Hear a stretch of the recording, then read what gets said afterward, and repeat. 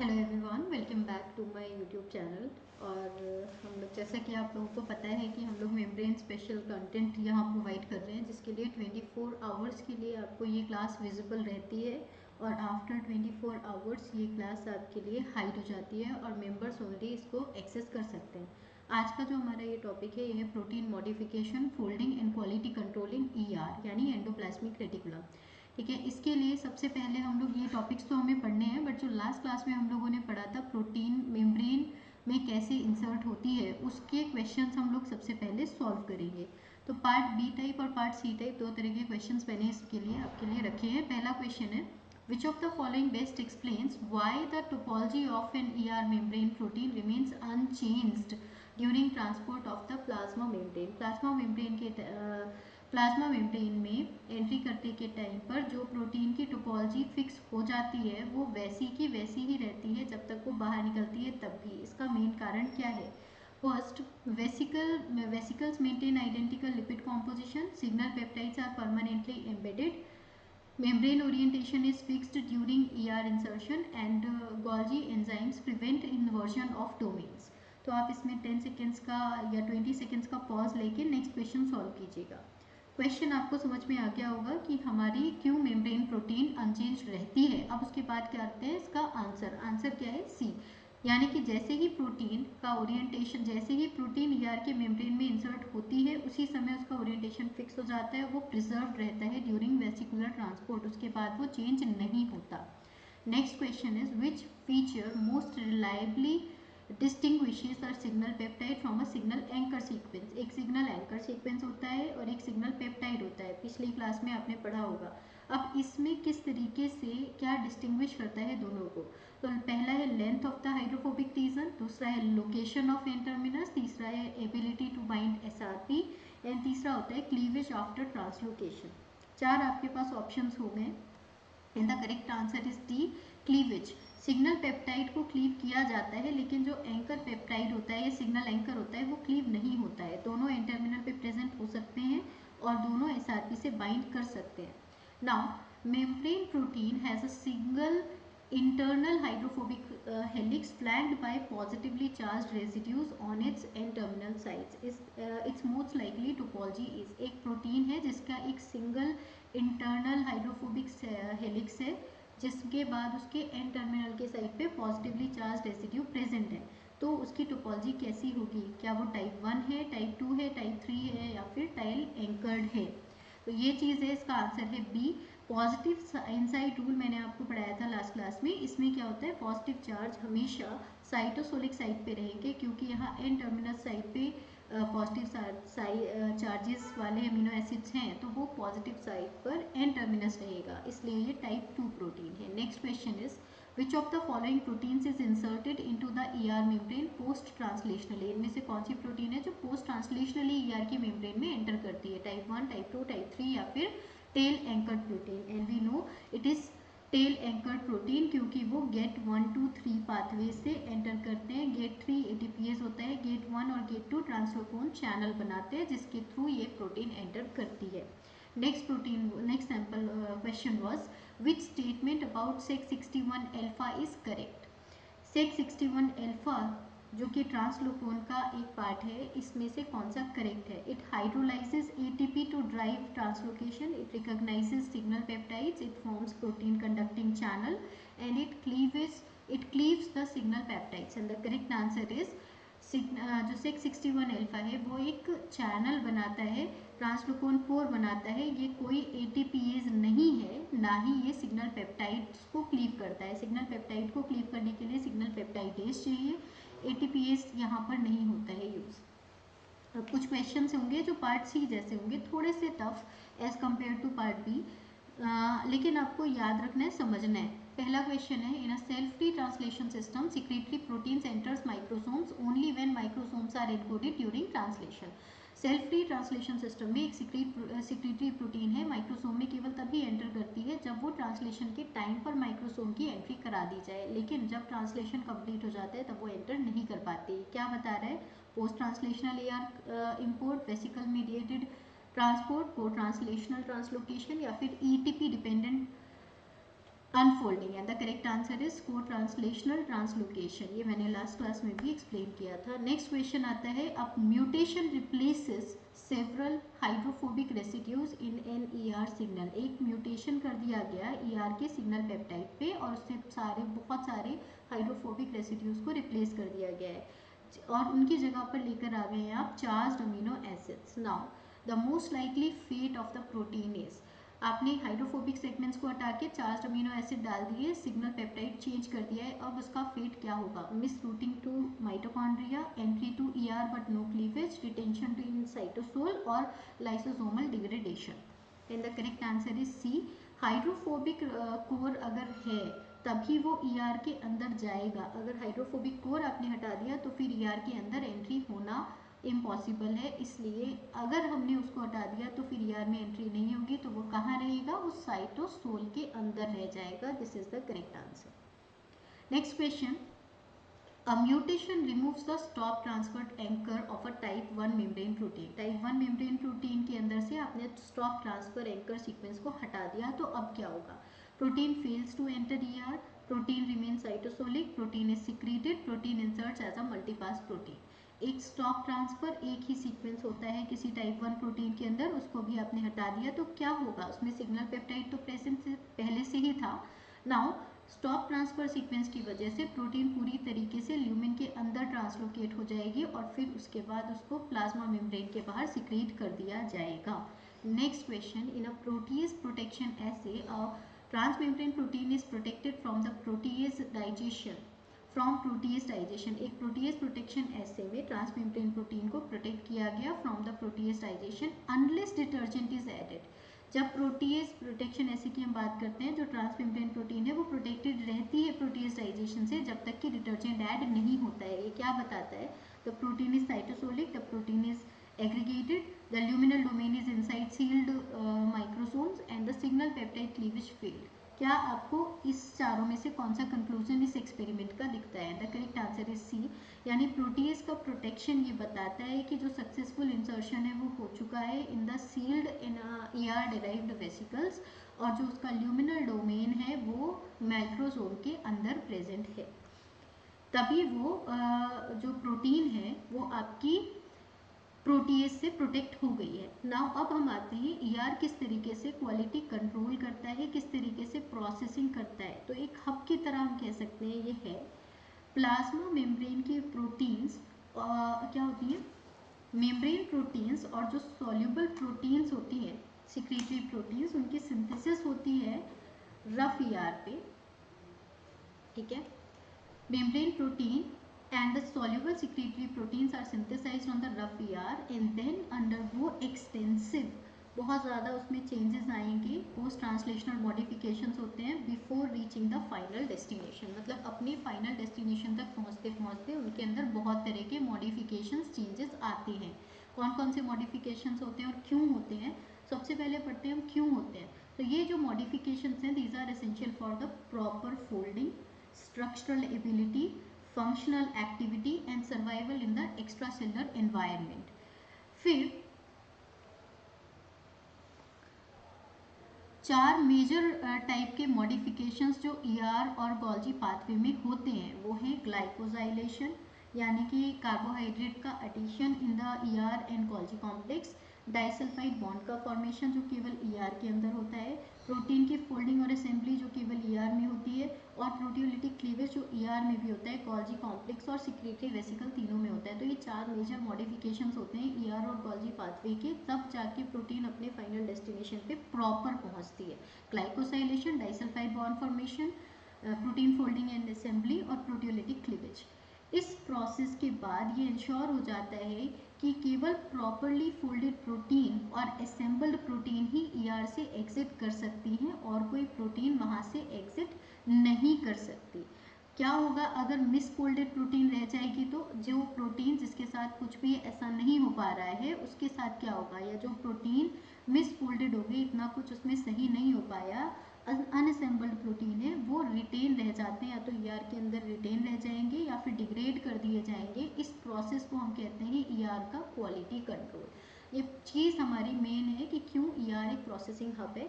जो भी membrane protein है, सॉल्युबल प्रोटीन है, सॉल्युबल सेक्रेटरी प्रोटीन है, उनके अंदर कुछ ना कुछ चेंजेस होंगे। कौन से चेंजेस होंगे?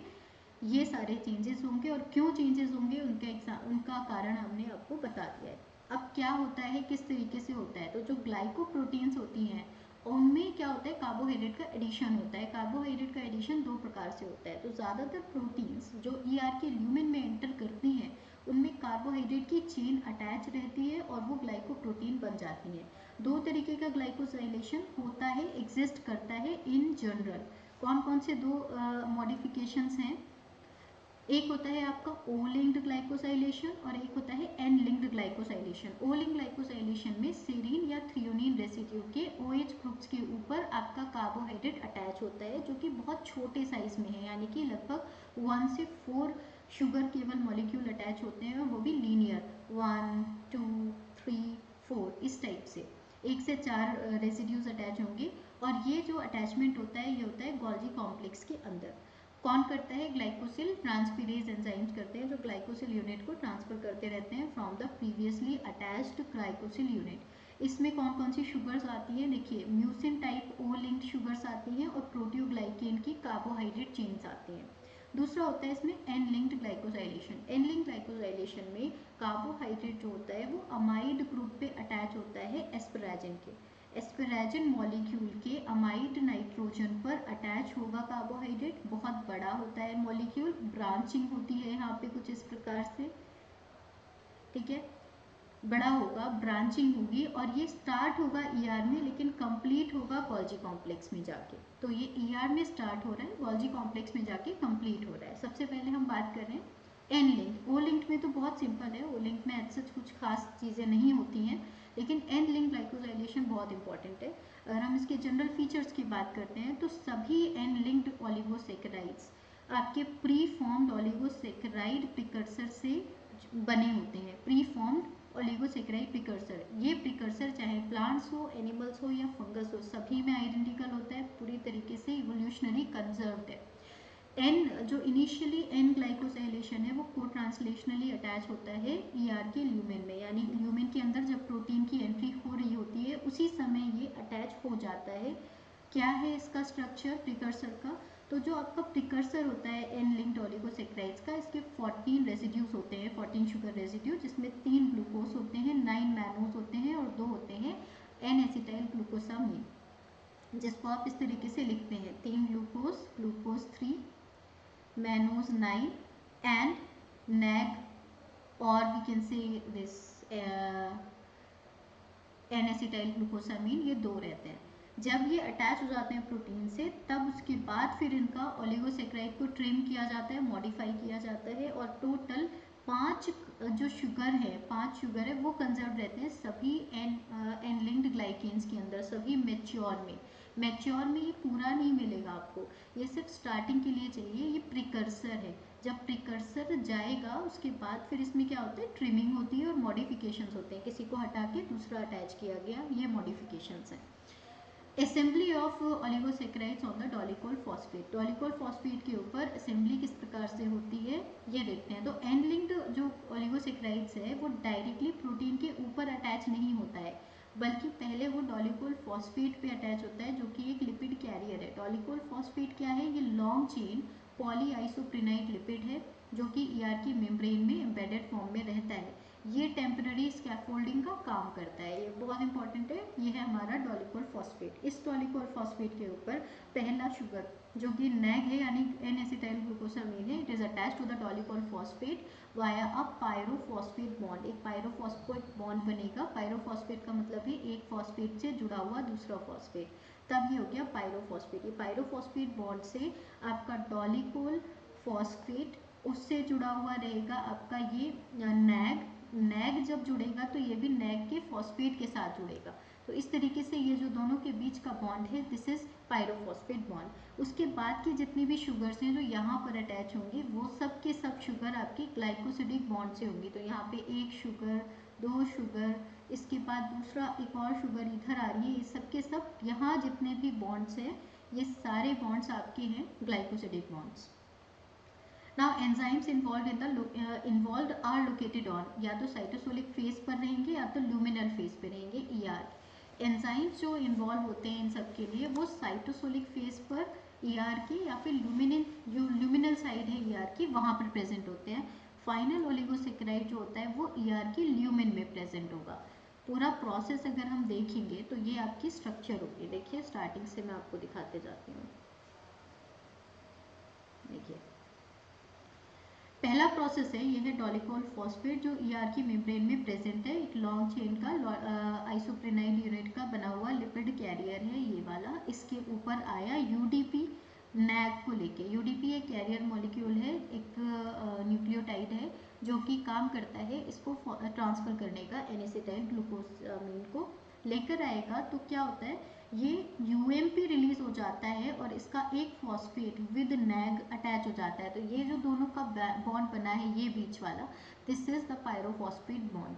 इसके बाद क्या होगा, एक और UDP आएगा विद वन नैग, देन आके फिर UDP रिलीज होता है, UMP नहीं रिलीज होता और आपके पास दूसरा नैग जुड़ जाता है। फिर एक एक करके आपके पास 5 GDP आते हैं, वो पांचों यहाँ पर अटैच हो जाते हैं। ये GDP मैनोज को लेकर आते हैं। तो ये आपके 5 मैनोज यूनिट अटैच हो गई। 5 मैनोज यूनिट अटैच होने के बाद यहाँ देखिए ब्रांचिंग हो चुकी है। एक ब्रांच पे एक है और दूसरी ब्रांच पे 3 मैनोज जुड़े हुए हैं।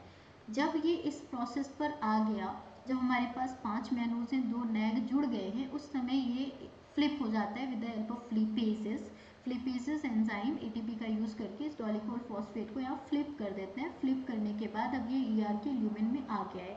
अब क्या होगा, एक एक करके दूसरे डोलिकोल फॉस्फेट ग्रुप्स, ये दूसरा डोलिकोल फॉस्फेट है, इस डोलिकोल फॉस्फेट पे एक एक करके 4 बार ये GDP मैनोज को लेकर आते हैं। ये फ्लिप होता जाता है और एंटर करता जाता है। इस तरीके से टोटल 9 मैनोज अटैच हो जाते हैं। एक साइड पे यहाँ 3 थे, यहाँ पर एक था, इसकी भी 2 ब्रांचिंग और हो गई है। इस तरीके से क्या हुआ, आपके यहाँ पर मैनोज भी अटैच हो चुके हैं ER के ल्यूमिन में। उसके बाद क्या होगा, ये जो आपका पार्ट है, यहाँ फिर और दूसरा डोलिकोल फॉस्फेट फिर लेकर आता है ग्लूकोज को। तो 3 UDP 3 बार में 3 ग्लूकोज को एक एक करके लेकर आते जाते हैं, अटैच करते जाते हैं। जिधर 3 ब्रांचिंग थी वहाँ पे 1 2 3 ग्लूकोज अटैच हो जाते हैं। तो टोटल 14 कार्बोहाइड्रेट का ये यूनिट बन जाती है, जिसमें आपके 2 नैग हैं, ठीक है, ये 9 आपके मैनोज हैं और इसमें 3 इसमें ग्लूकोज प्रेजेंट है। ये सब अटैच होने के बाद फिर क्या होगा, इस पूरे प्रोसेस इस पूरे पोर्शन को ट्रांसफर कर दिया जाएगा ऑन द प्रोटीन। और इसमें एक मेन इंपॉर्टेंट पार्ट ये आता है, इट इज़ ब्लॉक्ड बाय ट्यूनिकामाइसिन। ट्यूनिकामाइसिन एक एंटीबायोटिक है जो कि स्पेशली ब्लॉक कर देता है पहले ही पार्ट को, यानी जब पहली बार में डोलिकोल फॉस्फेट पे नैग को आना था उस प्रोसेस को ब्लॉक करता है ट्यूनिकामाइसिन। इसकी वजह से क्या होता है, अगर कोई भी प्रोटीन जो कि ग्लाइकोजाइलेटेड होनी चाहिए वो ग्लाइकोजाइलेटेड हो ही नहीं पाती। कोई भी प्रोटीन जो ग्लाइकोजाइलेटेड होती है उसके बाद उसको एक्सक्रीट किया जाता है, या हम कह सकते हैं उसको सिक्रीट किया जाता है किसी भी प्रोटीन को आफ्टर ग्लाइकोजाइलेशन, तो वो सिक्रीट नहीं हो पाती। अगर वो सिक्रीट नहीं हो पाएगी तो क्या होगा, वो फंक्शनल भी नहीं होगी। आगे इससे रिलेटेड हम एक्सपेरिमेंट समझेंगे, पर फिलहाल यहाँ तक आपको समझ में आया होगा। एक बार हमारा प्रीकर्सर बन गया तो ये जो पूरा का पूरा 14 रेसिड्यू का ओलिगोसेकेराइड है, इसको एक ही बार में, अभी तक हमारा 1 बाय 1 जा रहा था, अब इसको एक ही बार में प्रोटीन के ऊपर ट्रांसफर कर दिया जाता है। कब ट्रांसफर होता है, जब प्रोटीन खुद बन रही है, प्रोटीन की जब सिंथेसिस चल रही होती है उसी समय पर ये ट्रांसफर किया जाता है as the nascent chain enters in the ER lumen. तो टारगेट साइट की बात करते हैं, कहाँ पर एंटर होता है, वो केवल और केवल उस जगह एंटर होगा जहाँ पर या तो एस्पेराजिन X सेरीन है या फिर एस्पेराजिन X थ्रियोनिन है, जिसमें X प्रोलीन नहीं हो सकता। प्रोलीन के अलावा कोई भी अमीनो एसिड होगा लेकिन X की जगह पर प्रोलीन नहीं होगा। Now enzyme which is responsible in the transfer of this precursor is oligosaccharide transferase enzyme। क्या हुआ देखिए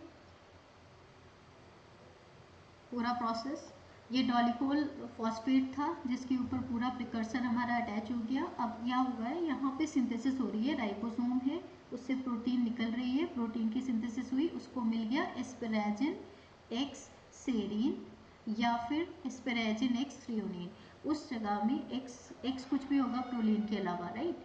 यहाँ पर इसने ट्रांसफर कर दिया पूरा का पूरा नैग से लेके इस पूरे पोर्शन को उठाया, ओलिगोसेकेराइल ने यहाँ पर ट्रांसफर कर दिया है अमाइड ग्रुप पे, इस एस्पेरेजिन पे, यानी कि यहाँ पे एस्पेरेजिन प्रेजेंट है।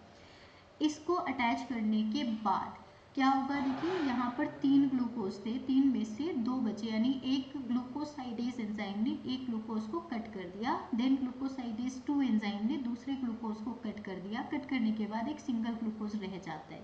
ये जब सिंगल ग्लूकोज रह जाता है, ये कुछ लेक्टिन बाइंडिंग प्रोटीन से बाइंड करता है। ये लेक्टिन प्रोटीन से बाइंड करता है। कौन सी लेक्टिन प्रोटीन है यहाँ पे, कैलनेक्सिन और कैलरेटिकुलिन, कैलनेक्सिन एंड कैलरेटिकुलिन। यहाँ आता है कैलरेक्सिन और कैलरेटिकुलिन, जिनका काम है प्रोटीन की फोल्डिंग करना। ये इस एक ग्लूकोज को रिकॉग्नाइज करते हैं। तो जब क्या होगा, यहाँ से अगर ये कट हो गया, यहाँ पर आया, फिर ग्लूकोसाइडेज 1 ने इसमें ग्लूकोज ऐड कराया। ये कब तक होता है, जब तक कि प्रोटीन की सही फोल्डिंग नहीं हो जाती। सही फोल्डिंग हो जाएगी, इसके बाद क्या होगा, एक मैनूस को और हटा दिया जाएगा, यानी ग्लूकोज भी हट गया अगर सही फोल्डिंग हो गई है, और उसके बाद एक यहाँ से मैनूस को भी हटा दिया गया। अब यहाँ बचे टोटल 8 मैनूस और 2 नैग। अब इसके बाद इसको सिस गोल्जी में ट्रांसफ़र किया जाता है। इस समय पर ये जो प्रोटीन है ये फोल्ड हो चुकी होगी प्रॉपर, और इसमें एन लिंक्ड ग्लाइकोसाइलेशन हो चुका होगा। क्लियर। आगे बढ़ते हैं हम लोग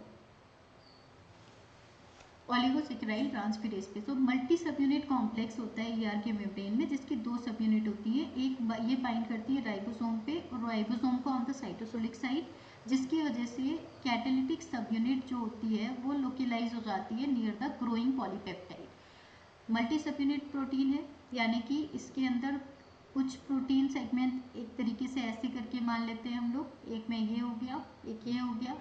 यहाँ पर इसने मान लेते हैं राइबोसोम के साइटोसोलिक साइड पर बाइंड किया, जो साइटोसोल की तरफ है, बाहर की तरफ है, और फिर उसके अंदर की तरफ जब प्रोटीन आ रही है तो ये प्रोटीन आई, इसने इसके इस पार्ट पे बाइंड किया। तो कैटालिटिक यूनिट है वो ल्यूमेन के साइड पर है, यहाँ ल्यूमेन है, और इधर साइटोसोल है। साइटोसोल पे जाएगा तो बाइंड करेगा ये राइबोसोम से, और ल्यूमेन के साइड पे बाइंड करेगा ये प्रोटीन से। ठीक है, इसकी वजह से एक एफिशिएंट और टाइमली ग्लाइकोसाइलेशन हो जाता है। इंपॉर्टेंट क्या है, सभी एस्पेराजिन एक्स सेरीन थ्रियोनिन ग्लाइकोसाइलेटेड नहीं होते। क्यों? क्योंकि बहुत तेज़ी से फोल्डिंग होती है, और बहुत तेज़ी से फोल्डिंग होने के कारण कुछ साइट्स प्रिवेंट हो जाती है, रुक जाती है, जिसके कारण मतलब छुप जाती है, जिसके कारण से सभी जगह पर ग्लाइकेन का अटैचमेंट नहीं हो पाता है। इसलिए हम ये नहीं कह सकते कि केवल अगर हमारे पास सीक्वेंस है, हम ये नहीं पता लगा सकते कि सभी जगह पर ग्लाइकोसाइलेशन होता है या नहीं।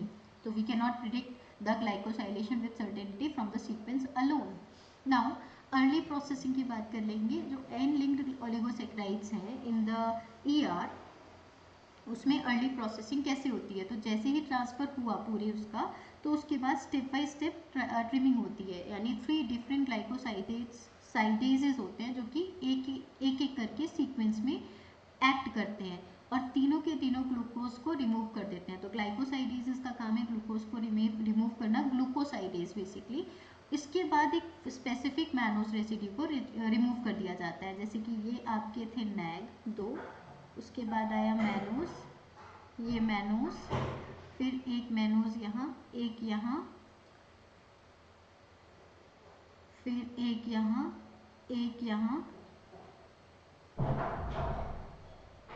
एक यहाँ। ठीक है, ये वाला मैनोस जो रहता है इस वाले को हटाया जाएगा, और यहाँ पे आपका ग्लूकोज ये प्रेजेंट है, एक ग्लूकोज ये प्रेजेंट है, एक ग्लूकोज ये प्रेजेंट है, इन तीनों को हटा देंगे। ये पूरा फिक्स है, इसी ऑर्डर में होना है।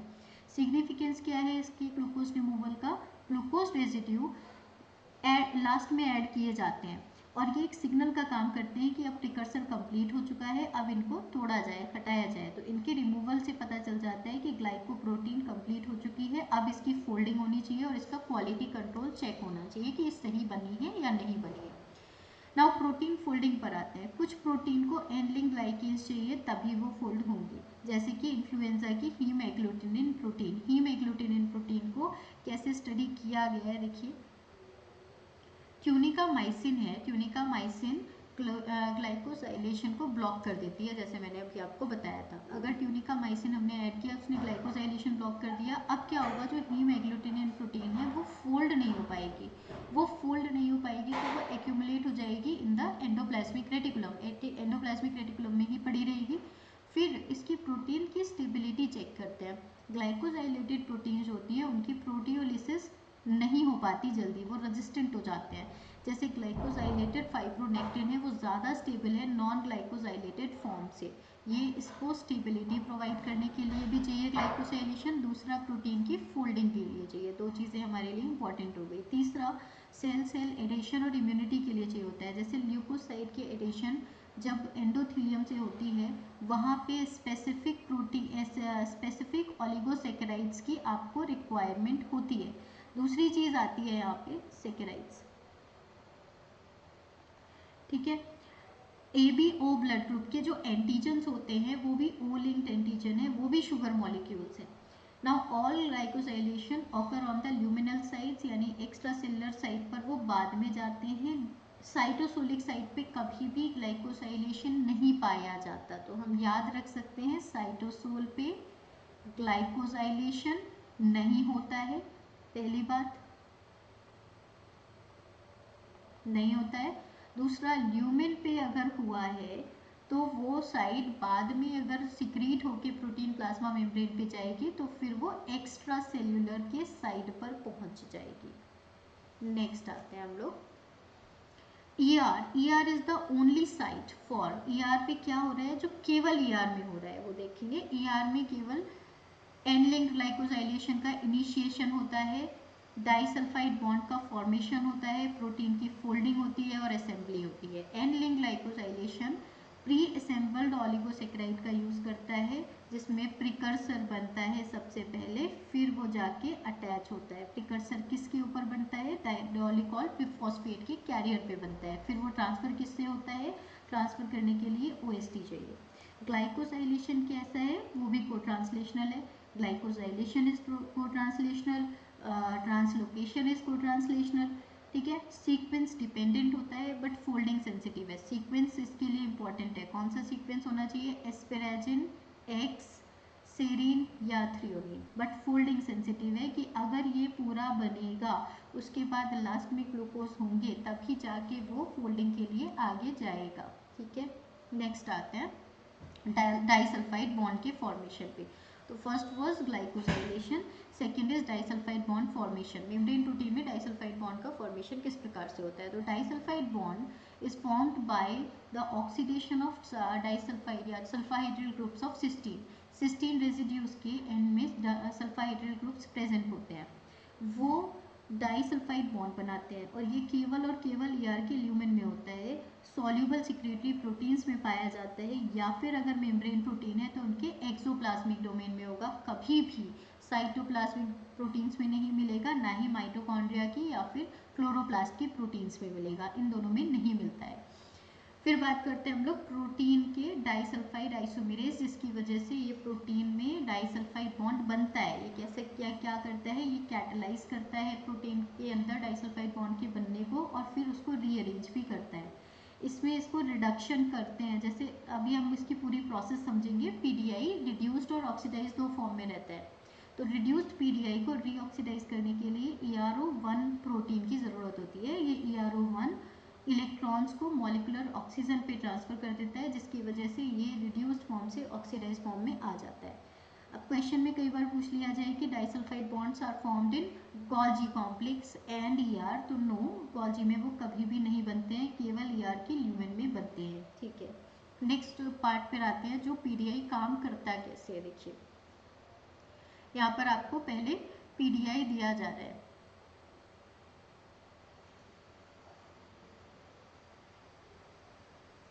फॉर्मेशन होना है। देखिए ये प्रोटीन है कोई भी, इस प्रोटीन में सल्फाहाइड्रिल ग्रुप्स प्रेजेंट है क्योंकि यहाँ पे सिस्टीन रेजिड्यू थे, ये रिड्यूस्ड फॉर्म में प्रेजेंट थी ER के ल्यूमेन के अंदर। अब क्या हुआ, PDI आता है, PDI ऑक्सीडाइज फॉर्म में, यानी डाइसल्फाइड इसके डाइसल्फाइड बॉन्ड के फॉर्म में प्रेजेंट है, सल्फाहाइड्रिल ग्रुप के फॉर्म में नहीं है। ये ऑक्सीडाइज PDI अपने एक सल्फाहाइड्रिल ग्रुप से अटैच हो जाता है with the another sulpha sulphahydryl group of the protein. इसके साथ ये डाइसल्फाइड बॉन्ड जब बना लेता है तो दूसरा वाला जो ग्रुप है सल्फाहाइड्रिल ग्रुप, ये इस पर न्यूक्लियोफिलिक अटैक करता है। न्यूक्लियोफिलिक अटैक करने से ये बॉन्ड ब्रेक हो जाता है। ब्रेक हो जाने के बाद इसका वाला जो हाइड्रोजन ग्रुप है वो यहाँ ट्रांसफर हो जाएगा। ट्रांसफर हो जाने के बाद ये दोनों आपस में बॉन्ड बना लेंगे, ये हो गए रिड्यूस। और इसके बाद इस रिड्यूस्ड ग्रुप को ऑक्सीडाइज्ड ERO1 फिर से इसको ऑक्सीडाइज कर देती है और वापस बना देती है ऑक्सीजन से वाटर मॉलिक्यूल। ठीक है। दूसरा, यहाँ पे जब ऑक्सीजन आपका ये बन गया, ऑक्सीडाइज हो गया, इसके बाद इसको रीअरेंज किया जाता है सही पोजीशन में लाने के लिए। तो प्रोटीन्स जिनमें इनकरेक्ट डाइसल्फाइड बॉन्ड बन गए हैं, तब ये रिड्यूस्ड PDI क्या करता है, अपने एक सल्फाहाइड्रिल ग्रुप से किसी एक सल्फाहाइड्रिल ग्रुप, किसी भी एक डाइसल्फाइड बॉन्ड के सल्फर से इंट्रैक्शन करके खुद डाइसल्फाइड बॉन्ड बना लेता है विद द प्रोटीन। उसके बाद रीअरेंजमेंट होती है, जो सही सल्फाहाइड्रिल ग्रुप है वो आपस में डाइसल्फाइड बॉन्ड बना लेते हैं और दूसरे वाले फिर अपने आप रीअरेंज हो जाते हैं और ये रिड्यूस हो जाती है। रिड्यूस फॉर्म में ही थी पहले भी, रिड्यूस फॉर्म में ही है बाद में भी, ये निकल जाती है और फिर करेक्टली फोल्डेड आपको डाइसल्फाइड बॉन्ड वाली प्रोटीन मिल जाती है। तो दो काम ये कर रही है, formation of disulphide bond and rearrangement of disulphide bonds, PDI। इसके बाद जो फोल्डिंग कैटलिस्ट है और शेफरन्स है इन द ER, बहुत सारे प्रोटीन्स है, बहुत सारे सेंसर्स हैं। देखिए क्या होता है, जो आपकी BIP है, BIP प्रोटीन्स होती हैं यहाँ पे। BIP HSP70 फैमिली के मेंबर्स हैं जो कि नेसेंट चेन्स के साथ बाइंड करते हैं, एग्रीगेशन को रोकते हैं और मिसफोल्डिंग को रिटेन करते हैं। जो मिसफोल्डेड प्रोटीन है उनको ER के अंदर रोक के रखते हैं। ये काम है HSP70 प्रोटीन्स का। दूसरे इसमें प्रोटीन से कैलनेक्सिन और कैल रेटिकुलिन, ये लेक्टिन शेफरन्स है। लेक्टिन शेफरन्स का काम है ये कार्बोहाइड्रेट के यूनिट के साथ बाइंड करते हैं, तो इनके लिए ज़रूरी है कार्बोहाइड्रेट। इसीलिए यहाँ पे जो हमारा यूनिट थी कार्बोहाइड्रेट की वो यहाँ पर अटैच थी और ये ग्लाइकोप्रोटीन पे बाइंड करते हैं, उन ग्लाइकोप्रोटीन पे जिनके पास एक ग्लूकोज, 9 मैनोज और 2 नैग रहते हैं। ये केवल अनफोल्डेड या मिसफोल्डेड प्रोटीन्स के अंदर ही बाइंड करते हैं। फिर हम आते हैं इनके फोल्डिंग सेंसर्स पे। फोल्डिंग सेंसर क्या है? फोल्डिंग सेंसर है ग्लूकोसिल ट्रांसफेरेज।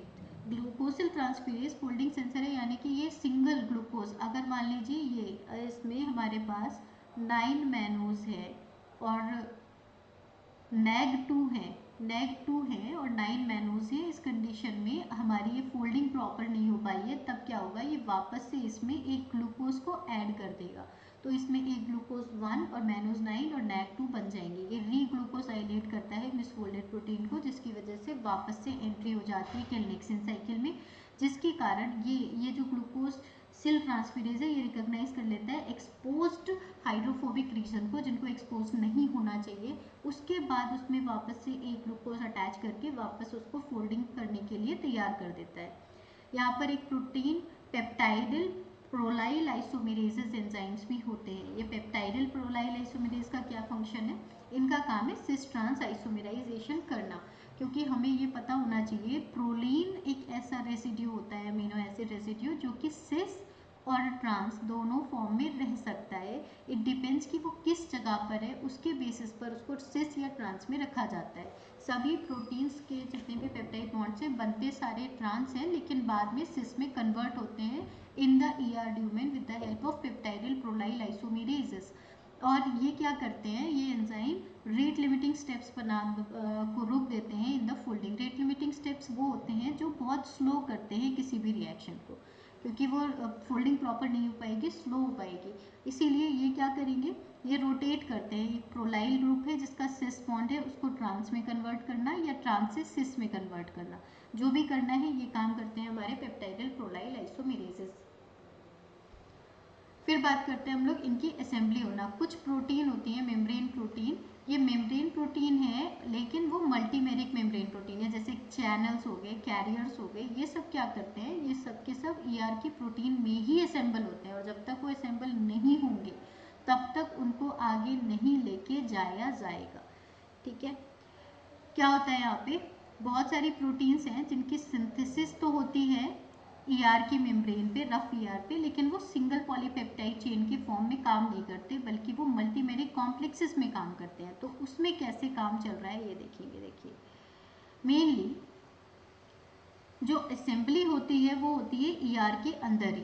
जो सब यूनिट है उसको क्या होना चाहिए, सभी सब यूनिट को पहले प्रॉपरली फोल्ड होना चाहिए अलग अलग, उसके बाद वो करेक्ट स्टोशियोमेट्री में होने चाहिए। यानी कि अगर हमारी प्रोटीन की असेंबली कुछ इस प्रकार से होनी है और वो इस डायरेक्शन में नहीं है, यानी वो ऐसी हो सकती है, एक प्रोटीन इस टाइप से है और दूसरी प्रोटीन आपकी ऐसी है, तब इन दोनों का अटैचमेंट नहीं होगा। या फिर ऐसे है तब भी अटैचमेंट नहीं होगा। इनके अटैचमेंट के लिए रिक्वायर्ड है ये वाली कन्फर्मेशन। तो किसी भी फॉर्म में, किसी भी अदर फॉर्म में वो अटैच नहीं होगी, प्लस ये फोल्डेड फॉर्म में होनी चाहिए। दूसरी, केवल फुल्ली असेंबल्ड कॉम्प्लेक्सेस हैं वही ER से एग्जिट कर सकते हैं। अगर वो असेंबल्ड नहीं हुए हैं तो वो ER से एग्जिट नहीं करेंगे। यहाँ भी एग्जाम्पल इन्फ्लुएंजा की हीम एग्लूटिनिन प्रोटीन का है। देखिए, जो हीम एग्लूटिनिन प्रोटीन है वो type 1 single pass membrane protein है, जिसका प्रिकर्सर HA0 कहलाता है। इस हर एक HA0 अपने ER मेम्ब्रेन के अंदर इंसर्ट होता है। इसके अंदर एक luminal and terminal domain present होता है और इसके अंदर मल्टीपल एन लिंक्ड ग्लाइकेन पाए जाते हैं, यानी एक ग्लाइकोजाइलेटेड प्रोटीन है, एन लिंक डोमेन इसमें पाए जाते हैं और इसमें ER की मेम्ब्रेन में ये इंसर्ट होता है। टाइप 1 प्रिकर्सर है, सिंगल पास मेम्ब्रेन प्रोटीन है। अब ये मल्टीपल डाइसल्फाइड बॉन्ड्स भी बनाता है। इसमें बहुत सारी चीज़ें हैं जो हम लोग अभी तक पढ़ रहे हैं। नाउ होगा क्या, सबसे पहले फोल्डिंग होगी, तो folding of individual HA0 monomer, सबसे पहले जो फोल्डिंग हो रही है आपके हर एक मोनोमर की, ये होती है BIP से। BIP एग्रीगेशन रोक देता है, कैलनेक्सिन कैलरेटिकुलिन ग्लाइकेन डिपेंडेंट फोल्डिंग कर देते हैं, PDI डाइसल्फाइड बॉन्ड बना देता है। तो तीनों लोगों ने मिलकर अपने अपने काम किए, करने के बाद इनिशियल ट्राइमराइजेशन हुआ, यानी कि पहले एक एक मोनोमर बना, सबकी फोल्डिंग हुई, प्रॉपर बॉन्ड्स बने, सब कुछ हुआ। होने के बाद वो ट्रांसमेम्ब्रेन हेलिसिस में आपस में मेम्ब्रेन के अंदर इंटरेक्ट करते हैं और ल्यूमिनल डोमेन्स को स्टेबलाइज करते हैं। फिर जाता है आपका ग्लोबुलर हेड बनता है और इंटरचेन इंटरैक्शन होता है, जिसके कारण ये ट्राइमर स्टेबलाइज हो जाते हैं। बाद में वो एग्जिट करते हैं फ्रॉम द ER। केवल तभी एग्जिट करेंगे जब वो करेक्टली असेंबल्ड होंगे, अदरवाइज नहीं करेंगे। और आप समझिए पूरी तरीके से अगर इसमें टाइम लगेगा तो केवल और केवल 10 मिनट का टाइम लग रहा है। यानी unassembled subunits are retained in the ER even if they are correctly folded individual. हर एक HA0 अपने आप में फोल्डेड है, लेकिन जब तक वो तीनों असेंबल नहीं होंगे तब तक वो आगे जाएंगे ही नहीं। ये इसकी पूरी पिक्चर है। देखिए, जैसे कि देखिए ओके, ये पूरी प्रोटीन बन रही थी जिसमें ओलिगोसेक्राइड की एंट्री हो गई, प्रिकर्सर्स बन गए बहुत सारे। बनने के बाद BIP कैलनेक्सिन कैलरेटिकुलिन PDI, इन सब की वजह से क्या हुआ, प्रॉपर फोल्डिंग हो गई। फोल्डिंग होने के बाद ये प्रोटीन आ चुकी है आपकी डॉलिकोल सेक्राइड से, यहाँ से ट्रांसफर हुआ था। ओके, अब ये पूरी प्रोटीन कैलनेक्सिन कैलरेटिकुलिन से होते होते फोल्डिंग हो चुकी है। जितना डोमेन इसके ल्यूमेन में प्रेजेंट था, ER के ल्यूमेन में जो डोमेन था पूरा प्रॉपर फोल्ड हो चुका है। और ये डोमेन जहाँ स्टॉप ट्रांसफर सीक्वेंस प्रेजेंट था, ये वाला जो पॉइंट है, इधर से इंटरेक्शन होता है विद द अदर पार्ट। तो एक ल्यूमेन, एक प्रोटीन HA0, दूसरा HA0, तीसरा HA0, तो 1 2 3 तीनों मिलके एक HA0 का ट्राइमर बनाते हैं। जब ये ट्राइमर बनेगा तभी ये पूरा सिंथेसाइज होगा। सिंथेसाइज होके ये जो पोर्शंस ऊपर नजर आ रहे हैं, these are the HA0 trimer जो इन्फ्लुएंजा वायरस के अंदर प्रेजेंट होते हैं। क्लियर। अब बात करते हैं इनकी क्वालिटी कंट्रोल कैसे होती है, यानी रिटेंशन कैसे होता है। अगर मान लीजिए इम्प्रॉपरली फोल्डेड प्रोटीन है तो उसको वहीं पे रोक दिया जाएगा। क्यों रोक दिया जाएगा, क्योंकि ER एक चेक पॉइंट का काम करता है, केवल सिंथेसिस का ही काम नहीं करता, सिंथेसिस भी कर रहा है और ये भी चेक कर रहा है कि सही सिंथेसिस हुई है या नहीं हुई है। तो क्या लिखा जाएगा, क्या भेजा जाएगा, इसकी बात करेंगे। देखिए, जो अनफोल्डेड प्रोटीन है, मिसफोल्डेड प्रोटीन है, पार्शियली फोल्डेड प्रोटीन है और अनअसेंबल्ड सब यूनिट है, इन सबको प्रोटीन से आगे ER से आगे नहीं भेजा जाता है। कैसे रोकते हैं? आप पहले BIP या केलनेक्सिन और केलनेटिकुलिन से प्रॉपरली बाइंड फॉर्म में ही रखेंगे, उस प्रोटीन को वहाँ से हटने ही नहीं देंगे। दूसरी कंडीशन हो गई प्रॉपर फोल्डिंग नहीं है तो COP2 वेसिकल का रिक्रूटमेंट नहीं हो पाएगा, जो कि बहुत इंपॉर्टेंट है वेसिकुलर ट्रांसपोर्ट के लिए। दूसरा, एक्सपोर्ट वो वेसिकल गोल्जी में एक्सपोर्ट नहीं हो पाएंगे, क्योंकि COP2 वेसिकल नहीं आ पाएंगे तो वो गोल्जी में नहीं जाएंगे, गोल्जी में नहीं जाएंगे तो फिर वो आगे भी नहीं जाएंगे। इसका फंक्शनल लॉजिक क्या है? अगर हमने इसको रोका है तो क्या होगा? It keeps retention keeps intermediates close to folding enzyme. जो इंटरमीडिएट्स है यानी प्रॉपर फोल्ड नहीं हो पाए हैं, वो फोल्डिंग एंजाइम के पास ही रहते हैं, जिसकी वजह से उसकी फोल्डिंग एफिशिएंसी बढ़ी रहती है।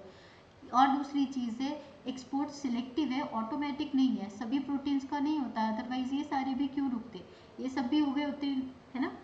नाउ प्रोटीन्स जो होती हैं वो ER को तभी लीव करेंगे जब उनको प्रॉपर चेक कर लिया जाएगा, यानी उन्हें पहले चेक करके ही भेजते हैं, बाद में नहीं किया जाता। ER performs the primary quality check. इसमें दो रिस्पॉन्स जनरेट होते हैं, एक होता है अनफोल्डेड प्रोटीन रिस्पॉन्स। अगर अनफोल्डेड प्रोटीन बहुत ज़्यादा बन जाए, जैसे सेल जब स्ट्रेस में होती है तब अनफोल्डेड प्रोटीन रिस्पॉन्स होता है, UPR जिसे बोलते हैं। तो मिसफोल्डेड प्रोटीन या सिक्रीटरी प्रोटीन बहुत ज़्यादा एक्यूमुलेट हो जाते हैं। इन कंडीशंस में ER की क्वालिटी बहुत ज़्यादा कंट्रोल जो है वो बहुत तेज़ी से बढ़ जाता है, और जो सेल्स हैं वो अनफोल्डेड प्रोटीन रिस्पॉन्स जनरेट कर देती हैं। इसका काम क्या है? ये फोल्डिंग की कैपेसिटी को बढ़ाता है, शेफरन्स के लेवल को बढ़ाता है, और ER की होम्योस्टेसिस को रीस्टोर करता है। बहुत इंपॉर्टेंट है, ये तुरंत डिग्रेड नहीं करता, यानी सबसे पहले आपको चेक करेगा, आपको पूरा मौका देगा कि आप फोल्डिंग कर लीजिए, शेफरन बढ़ाएगा, होम्योस्टेसिस मेंटेन करेगा, ताकि हम प्रॉपरली अपना काम कर सकें। देन इसमें काम आते हैं दो चीज़ें। अगर हम ईस्ट की बात करते हैं तो आता है IRE1 और HEC1 पाथवे, और अगर हम मैमल्स की बात करते हैं तो आता है ATF6। IRE1 जो होता है, IRE1 एक ट्रांसमेम्ब्रेन प्रोटीन है जिसमें डोमेन होते हैं दो, एक ल्यूमिनल साइट का और एक साइटोसोलिक साइट का। ल्यूमिनल साइट का जो डोमेन है वो BIP से बाइंड करता है, और साइटोसोल का डोमेन RNA एंडोन्यूक्लियेज से बाइंड करता है साइटोसोल के अंदर। नॉर्मल कंडीशन में BIP IRE1 से बाइंड करके रखता है, IRE1 मोनोमेरिक रहता है और इनएक्टिव रहता है, ये नॉर्मल कंडीशन है। लेकिन जब स्ट्रेस आ जाए और अनफोल्डेड प्रोटीन बहुत ज़्यादा बन जाए, तब क्या होगा? अनफोल्डेड प्रोटीन की वजह से वो BIP से बाइंड कर लेती है, BIP डिसोशिएट हो जाती है IR1 से, IRE1 फिर डाइमेराइज हो जाता है। जब वो डाइमेराइज हो जाता है तो उसकी वजह से एंडोन्यूक्लियेज एक्टिवेट हो जाता है, जो कि साइटोसोल पे प्रेजेंट था। इसकी वजह से क्या होगा? IRE1 अनस्प्लाइस्ड HEC1 mRNA को क्लीव कर देता है। ये अनस्प्लाइस्ड है, स्प्लाइसिंग इसकी हुई नहीं है HEC1 की।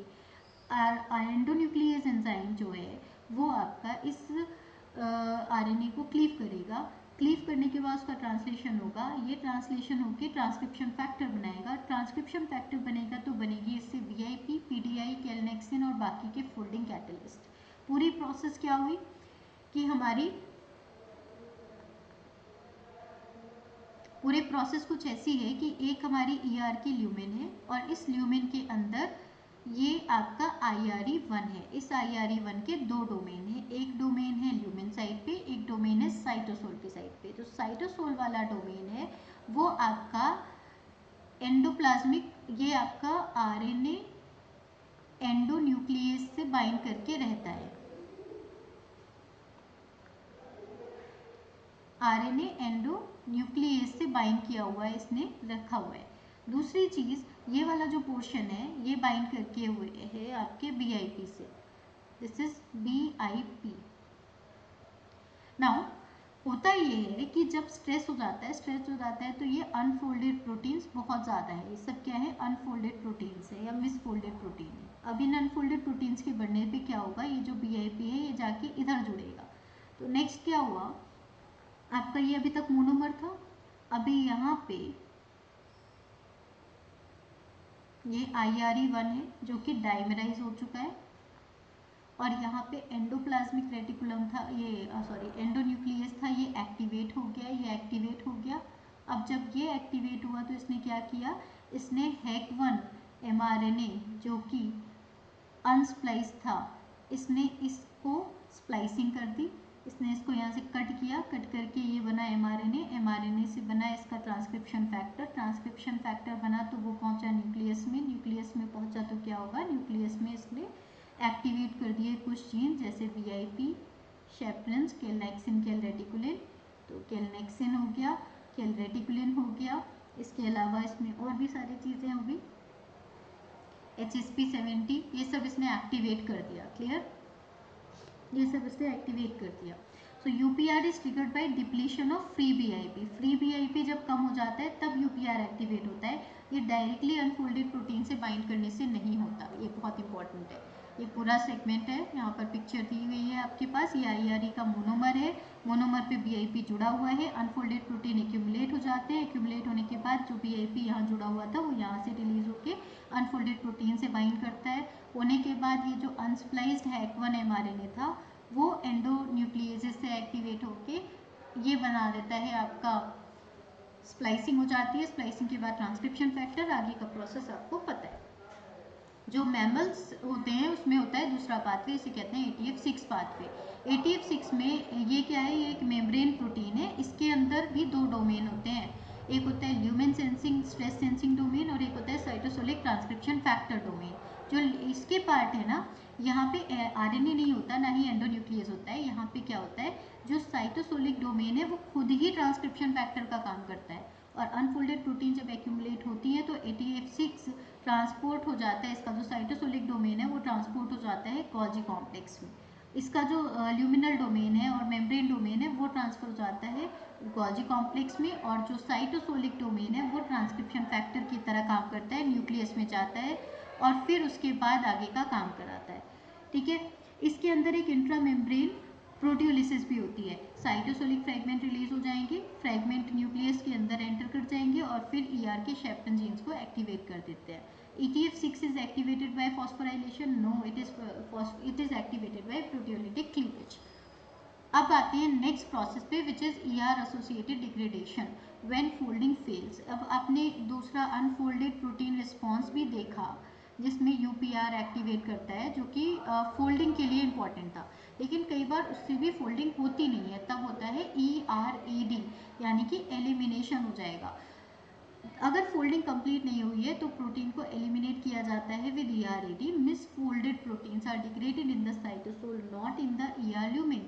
ERAD है, ER एसोसिएटेड डिग्रेडेशन है, बट वो ल्यूमिन के अंदर डिग्रेड नहीं होते हैं, साइटोसोल में डिग्रेड होते हैं। सबसे पहले रिकॉग्निशन होगा मिसफोल्डेड प्रोटीन का, ग्लाइकोप्रोटीन में रिकॉग्निशन होता है मैनोस की ट्रिमिंग से। ER का मैनोसाइटेज एंजाइम रिमूव करते हैं मैनोस रेसिड्यू को 1 by 1, धीरे धीरे, बहुत स्लो प्रोसेस से, जिससे मैनोस की 5 या 6 रेसिड्यू बचते हैं, 2 नैग बचे रहते हैं। अगर ये बन गया है तब उसको रिकॉग्नाइज करेंगी दो प्रोटीन EDEM या फिर OS9। लॉजिक क्या है, मैनोस की ट्रिमिंग बहुत स्लो है और जो प्रोटीन मिसफोल्डेड फॉर्म में रहेंगे बहुत ही लंबे टाइम तक, केवल और केवल उन्हीं को टारगेट किया जाएगा, सबको टारगेट नहीं किया जाता।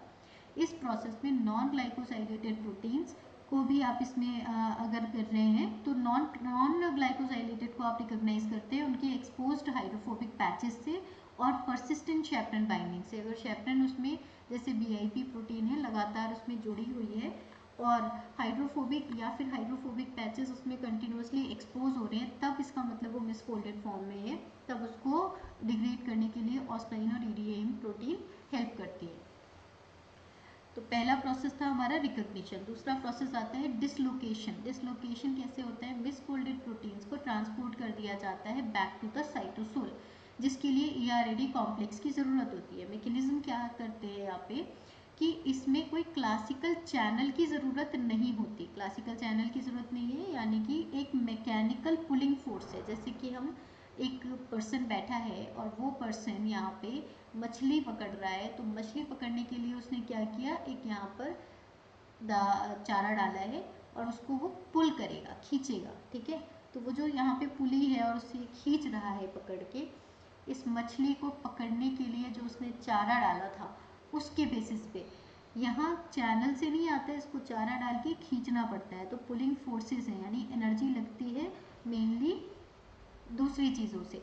मेन कौन है यहाँ पे? P97 जो कि AAA ATPase है, जो ATP का यूज करता है और प्रोटीन को पुल करता है from the lumen to cytosol. Ubiquitin ligases होते हैं जो पॉली यूबिक्विटिनेट कर देते हैं। जैसे वो प्रोटीन साइटोसोल के अंदर आ जाती है उसमें पॉली यूबिक्विटिनाइलेशन हो जाता है। फिर प्रोटियासोम होता है 26S प्रोटियासोम कॉम्प्लेक्स जो कि डिग्रेड कर देता है प्रोटीन को। ठीक है। ATP is consumed during extraction, जब प्रोटीन को खींचा जाता है, जब हम यहाँ से यहाँ लेकर आएंगे और उसको खींचने में जो एनर्जी चाहिए होगी वो यहाँ रिक्वायर्ड है, उस समय ATP की जरूरत होती है जो P97 प्रोटीन देती है। ये AAA ATPase फैमिली का मेंबर है। यूबिक्विटिन के लिए आपको ATP चाहिए लेकिन ट्रांसलोकेशन के लिए ATP नहीं चाहिए होता। देखिए यहाँ पर आपको दिया गया है जैसे कि ये पूरा पार्ट था, मॉडिफिकेशन हुआ था।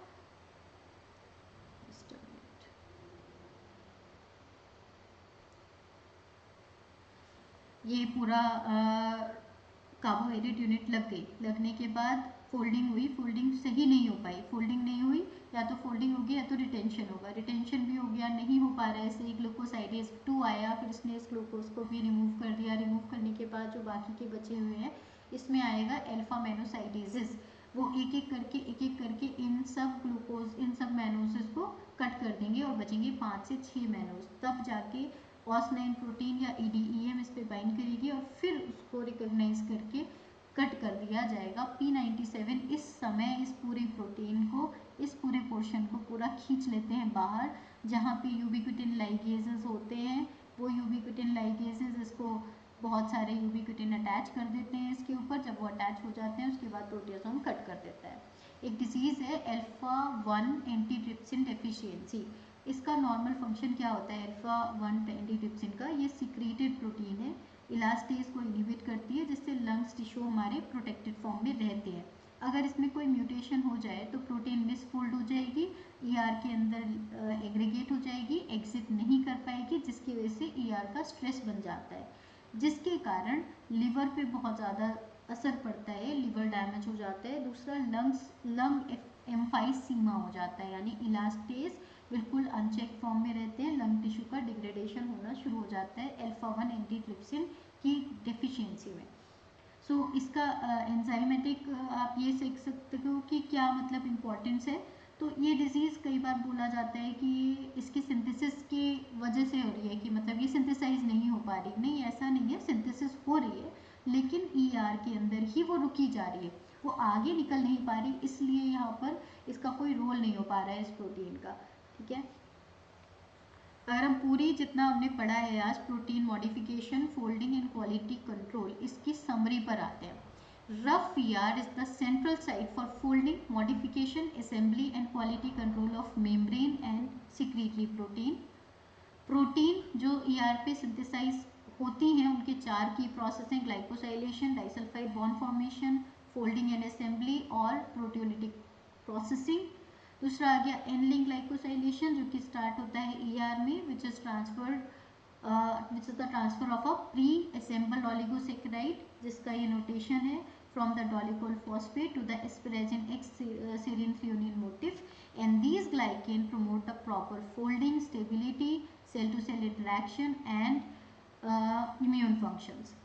O-linked glycosylation mainly Golgi complex में होता है, शॉर्ट शुगर चेन्स होती हैं, लीनियर फॉर्म में होती हैं, सेरीन या थ्रियोनिन के रेसिड्यूज पर अटैच होती हैं। डाइसल्फाइड बॉन्ड केवल बनता है ER के ल्यूमिन में, क्योंकि वहाँ पर ऑक्सीडाइजिंग एनवायरनमेंट प्रेजेंट होता है। PDI की बात करते हैं, यानी प्रोटीन डाइसल्फाइड आइसोमेरेजेस की, वो डाइसल्फाइड बॉन्ड को बनाते भी हैं, रीअरेंज भी करते हैं, और ERO1 का काम है PDI को रीऑक्सीडाइज करना। ठीक है, आगे बढ़ते हैं हम लोग। प्रोटीन फोल्डिंग ER की शेपलेंस करते हैं, जैसे BIP, calnexin calreticulin, glucosyl transferase and peptidyl prolyl आइसोमेरेसेस।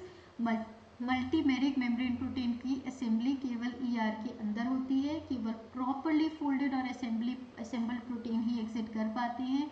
अगर मिसफोल्डेड प्रोटीन एक्यूमुलेट हो जाए ER के अंदर तो अनफोल्डेड प्रोटीन रिस्पॉन्स जनरेट हो जाता है।